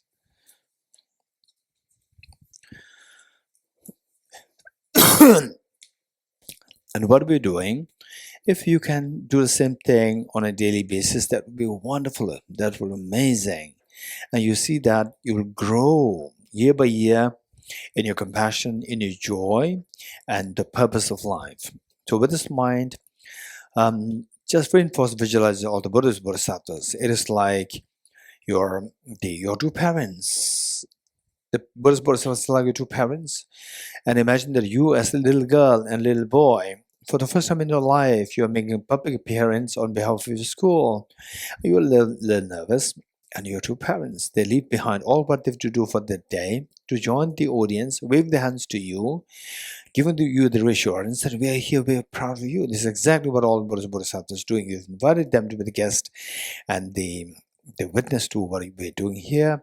So they are so happy and proud of what you're doing. And you as a little girl, little boy, a very responsible child, you bring all your siblings with you. This is exactly what you're doing, to bring all the Dhamma Sangha mix with you to take the session of Buddhism vow on this extremely auspicious, extremely sacred land where the Prince Siddhartha became Buddha for the sentient beings. In a way, we are doing exactly, we're emulating exactly what the Prince Siddhartha was doing here to be Buddha for the sentient beings. So with this mind, the first verse, I'm going to explain this very quickly, that this journey of cleansing the mind to discover the ultimate, the seat of perfection of the Buddhahood within yourself. This journey is an extremely important journey, yet we have never undertaken this journey till date. So now we are taking this. It requires incredible support, and best of which is which are the Triple Gem. So the first line says, "I go for refuge, Triple Gem." And that this journey involves the road. Road should not be blocked by the boulders and the fallen trees. Likewise, the road is none other than your own mind. This mind must be freed of the negativities. So to remove the negative thoughts and negative the effects in your mind, the best is by confessing negativity. Second line says, "I'll confess the negativities individually." Now the road is clear, but if the car does not have fuel, again you cannot undertake the journey. This car is none other than your own mind, and this mind should have the inner fuel of the virtues. And the best way by which to do so in a very short span of time is by rejoicing in the virtues of all the beings. So the third line says, I rejoice in the virtues of all the beings. Now that you have great support for this journey, the road is clear, cars enough fuel, what kind of a journey I'm going to undertake? The last line says, I hold the blessed Buddhahood in my heart. Okay, let's say this 3 times wholeheartedly. And Bodhisattvas extremely with total focus and attention, they are listening to you, and all the demonstration beings are joining you to take the sentient Bodhisattva with you. I go for refuge to the triple gem. I confess the negativities individually. I rejoice in the virtues of all the beings. I hold the precious Buddha in my heart. I go for refuge to the triple gem. I confess the negativities individually. I rejoice in the virtues of all the beings. I hold the precious Buddha in my heart. I go for refuge to the triple gem. I confess the negativities individually. I rejoice in the virtues of all the beings. I hold the precious Buddha in my heart. The next 2 verses is the main practice, invoking Gurus, Buddhas, and Bodhisattvas to be here to you. And the first verse is that, who succeeded in this journey? Looking at the history of humanity, we see that Prince Siddhartha succeeded. Likewise, in the many years ago, innumerable Buddhists of the past, they succeeded. How did they succeed? Now look at Prince Siddhartha. One young prince, he became enlightened, and all these 2,500 years, billions and billions of human beings and non-human beings who are being benefited and still continues to be as vibrant as before. How come that he succeeded in this journey? Is amazing. He created 2 factors. The first is that the factor of creating a very powerful motivation, the motivation of Bodhicitta. And then the second factor, to materialize the aspirations of Bodhicitta, he engaged in Bodhisattva practices like the 6 perfections and the 10 perfections. Perfection, generosity, ethical discipline, patience, enthusiasm, meditative concentration, and wisdom, and the skillfulness, aspiration, prayers, the power, and the primordial wisdom. So, engaging in these practices, now he succeeded, attained Buddhahood under Bodhi tree for the benefit of ultimate sentient beings. So, the second verse says, if this is how he succeeded, I will also follow his footsteps, take him as my role model, and I also create the 2 factors. Okay, with this in mind, let's say this wholeheartedly 3 times. Gurus, Buddhas, and Bodhisattvas, please be here to me. Just as previous Buddhas have generated the mind of Bodhicitta, just as the successful dwell in the Bodhisattva practices, likewise for the benefit of all sentient beings, I will generate the mind of Bodhicitta, and likewise shall the 2 successful train the Bodhisattva practices. Gurus, Buddhas, and Bodhisattvas, please be here to me.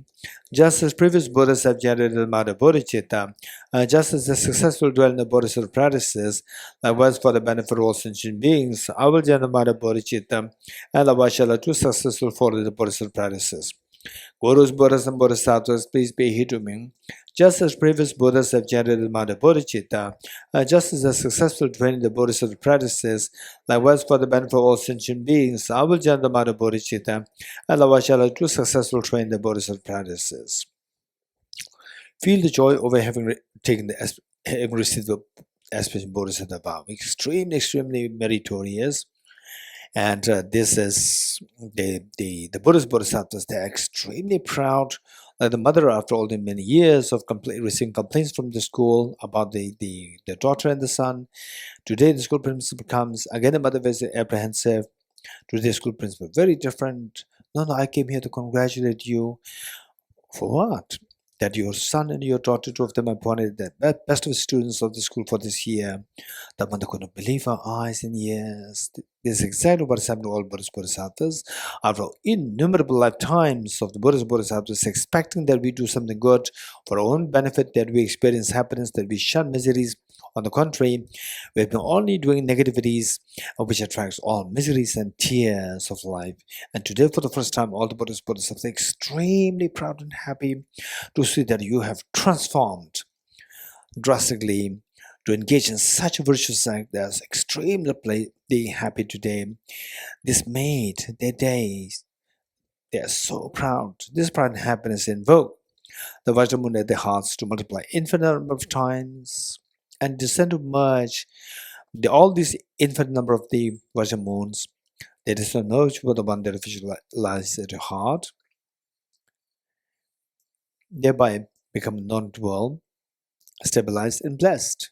Likewise, all these innumerable Vajra moon from the hearts of all Buddhist Bodhisattvas, like rain shower, they descend to emerge upon that we have visualized the heart of a mother, a father, and each one of your children, your family members, everyone here in Bodhgaya, everyone in your own country, in the whole universe, every creature in the in the oceans, in the wilderness, everyone. The Vajramoon that you have shared with them, they are blessed by the Vajramoons from all the Buddhist Bodhisattvas, become non-dual, stabilized, and blessed. Amazing. This is the greatest offering that you can think of, this greatest gift that you can make to all Buddhist to the dear sentient beings. And today you did it. And this is of all the offerings, the Buddha very clearly indicated that one moment of compassion far excels the offering of the whole universe filled with gems to all Buddhist Bodhisattvas. If this were to be the case, what I mentioned of our having taken the aspiration Bodhisattva vow. And today, you've made this greatest of offerings to all the Buddhist Bodhisattvas. And from life, we see that this is what a greater meaning can you think of than this. And today, you have gifted yourself with this incredibly great meaning to your life. This all happens. These are the wonders of this sacred land, the land of enlightenment. And all these wonders are happening because of the kindness of all Buddhist Bodhisattvas. The gesture of making, as they're thanking them, slowly let us stand up to make three prostrations along with all the messenger beings.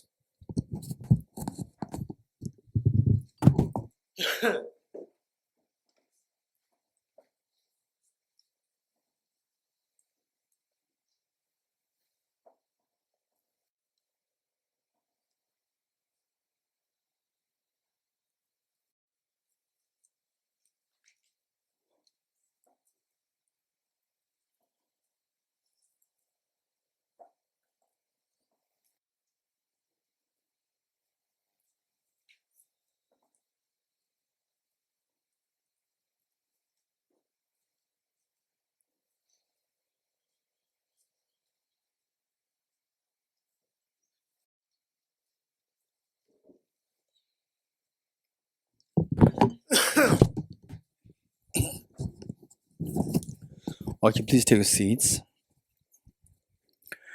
Page 51.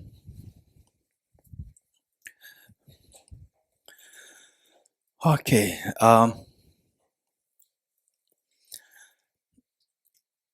Given that this is an incredible purpose and meaning of life, why not we pray that we come in contact with the same teaching and practice in the future lives as well.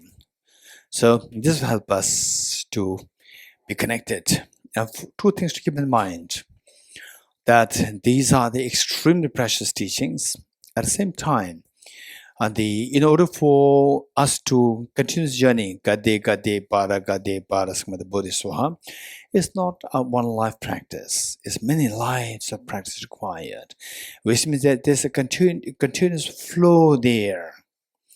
As, for example, for doctors, if you are doing a surgery, and the one surgery will be done, which takes, let's say, 4 hours.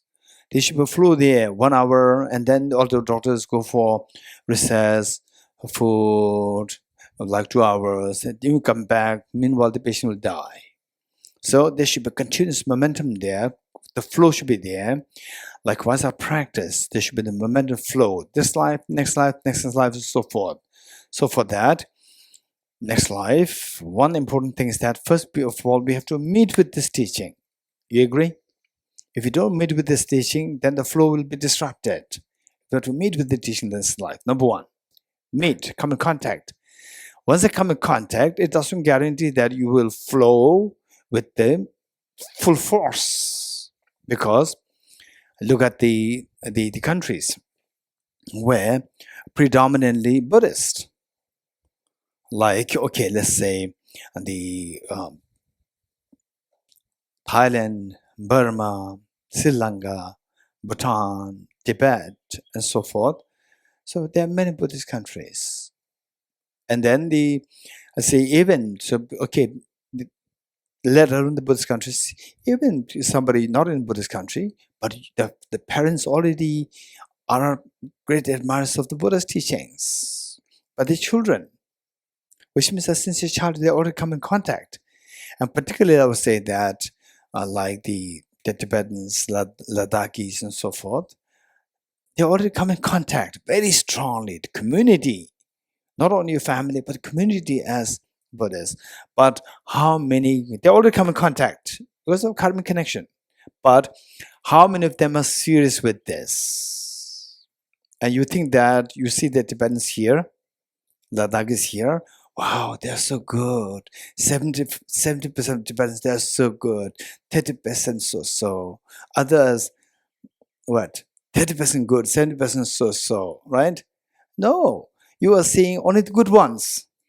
The Tibetans, Ladakis, go to the main place. You go there. Are they really Tibetans? Are they really Ladakis? You will feel that. Because the Tibetans and Ladakis that you see here, they're just great role models for us. And then when you see it's really Tibetan, you'll feel that. Okay, so with this, why? They came in contact with the Buddhism. What's the problem? They could not have the momentum. They did not want to flow in it. So why the flow is not happening? Say, for example, how many of you really relish the New Year birthday parties? Raise hands. Particularly when you are a small child, not now, right? So they say, wow, how many of you really relish birthday parties? Why? Early morning, you get up. There say, what is that? All these happy hormones are flowing in the body, right? With happy hormones flowing in the body, then your action becomes extremely energetic. You're getting it? So what happens is that if you attach the imprint of the happiness with the practice of bodhicitta, if these two things happen, then the harmony so after like 20 years, 10 years, 20 years, so forth, suddenly you smell something and instantly it takes you back to your old memories. Makes sense? Yes, that smell is nothing, but that smell connected with your old memories. When you feel this, get the smell, with the smell, automatically that old memories are triggered. This is a retreat. Likewise, same, the compassion, the happiness, the joy. If you connect the joy with the practice of bodhicitta, connect the joy with the wisdom of emptiness, next life, you hear the word wisdom of emptiness, instantly joy will be retrieved. Joy retrieves, you hear the word bodhicitta, the joy will retreat. And I hear, it's not one or two, there are many people who I hear, from whom I heard that somehow I feel connected with Tibetan Buddhism. I don't know the meaning of the chants, what they are chanting, I don't know. Just by staying there, I could feel the calmness. And some people, they see the chant without a meaning, what are they doing? So for some people, it's very different reaction. Why some people feel so connected at home, although not knowing the meaning? Because that chant and the happiness, joy, these were linked from somewhere in the past. When the chant is heard, instantly that joy is retrieved. Memory of that joy is retrieved. So therefore, the following the passages are to connect us. Not the first passage to connect us.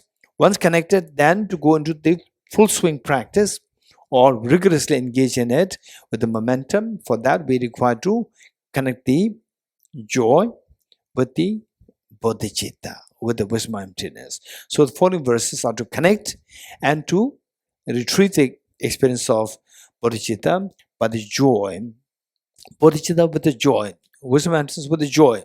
With the joy, then you'll have the full flow. Gade gade, paragate, parasamgade. And then finally, your seed of perfection will be unraveled. Once that is unraveled, it's unraveled for good. Then you will continuously have 24/7 joy to benefit all the beings. Okay, page 51. Throughout my future lifetimes, may I always be guided by the compassionate Buddha and be able to behold the two precious bodhicittas even in the cosmic life. Throughout my future lifetimes, may I always be guided by the compassion of Buddha and be able to uphold the true precious Bodhicitta saved in the cosmic life. Throughout my future lifetimes, may I always be guided by the compassion of Buddha and be able to uphold the true precious Bodhicitta saved in the cosmic life. In order to further increase this bodhicitta from now on, those with discernment who have lucid sees and awakened the mind of bodhicitta in this way should highly praise in this. Today my life has borne fruit. I have well obtained this human existence. I've been born in the family of the Buddha, and now I'm one of Buddha's children. Thus, whatever actions do from now on must be in accord with the family. Never shall I disgrace or pollute this noble and unsteady trace. Just like a blind person discovering a Jew, likewise, by some coincidence, a awakening mind has been born within me. It's the supreme ambrosia that overcomes sovereign death. It is the inexhaustible treasure that eliminates all poverty in the world. It's the supreme medicine that quells the world's disease. It's a tree that shelters all beings wandering and tired on the path of conditioned existence. It's the universal bridge that leads to freedom from unhappy states of birth. It's the dawning moon of the mind that expels the torment of disturbing conceptions. It's the great sun that finally removes the misty ignorance in the world. It is the quintessential butter from the china of the milk of Dharma. For all those guys traveling on the path of conditioned existence who wish to experience the boundless happiness, this will satisfy them with joy and actually place them in supreme bliss. Today, in the presence of all protectors, I invite the world to be guests at a festival of temporary and ultimate delight. May God's demigods enjoy joyful. Okay, for the two the prayers, the first one is what I extracted from Lama Tsongkhapa's the book. I modified a little bit, and Lama Tsongkhapa's one is purely with the wisdom and emptiness in relation to the Nagarjuna's text. And then I saw that this prayer is very powerful. So I modified a little bit to include both the bodhicittas and include it here. And the remaining verses are coming from, they are from Guide to the Bodhisattva's Way of Life by the Bodhisattva Shantideva. Okay, now dedication prayer. I dedicate the merits thus gathered towards the realization that is in the prayers of Buddhas and Bodhisattvas for 3 times and to the beholding of the doctrine of scripture and insight. May in all lives, through the force of this merit, never separate from the 4 wheels of the Mahayana vehicle and accomplish all the stages of the path, renunciation, bodhicitta, perfect in the 2 stages. From my 2 collections, vast the space that I have amassed, from working with effort at this practice for a great length of time, may I become the shield leading Buddha for all those whose minds is blinded by ignorance. Yata Om Gate Gate Paragate Parasamgate Bodhisvatyata Om Gate Gate Paragate Parasamgate Bodhisvatyata Om Gate Gate Paragate Parasamgate Bodhisvaha.